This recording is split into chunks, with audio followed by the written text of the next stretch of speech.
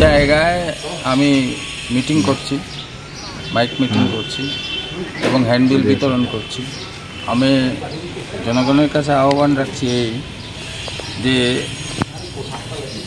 কংগ্রেসের নেতৃত্বে যে ইন্ডিয়া জোট এবং বিজেপির নেতৃত্বে এনডিএ জোট, এটা উভয় জোটই আমাদের দেশের ধনিক শ্রেণীর জোট এবং 17বার লোকসভা নির্বাচনে আপনারা ভোট দিয়েছেন। যেসব প্রতিশ্রুতি এই দলগুলি দিয়েছে, এই প্রতিশ্রুতি যদি বাস্তবে রূপায়িত হতে তাহলে ভারতবর্ষ স্বর্গে রূপান্তরিত হওয়ার কথা।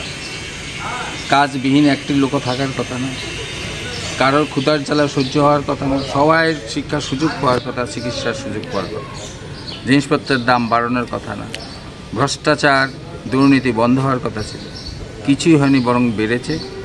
আজকে পৃথিবীর ক্ষুধার তালিকা ভারতবর্ষের স্থানে 111তম।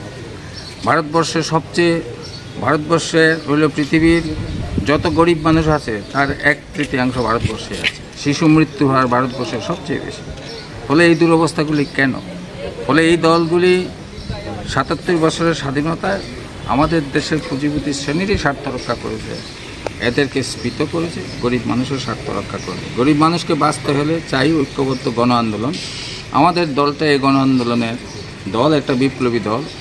এই গণ আন্দোলনের স্বার্থে আমাদের দলকে ভোট দেবেন, আমাদের প্রার্থীকে ভোট দেবেন এবং আমরা যদি জিতি পার্লামেন্টের ভিতরে এবং অ্যাসেম্বলির ভিতরে জনগণের পক্ষ হয়ে লড়াই করি, আন্দোলন করি, তার প্রমাণ বহু রাজ্যে আছে। 4টি রাজ্যে আমাদের বিধানসভার প্রতিনিধি ছিল, পার্লামেন্টে ছিল, তার রেকর্ড আছে।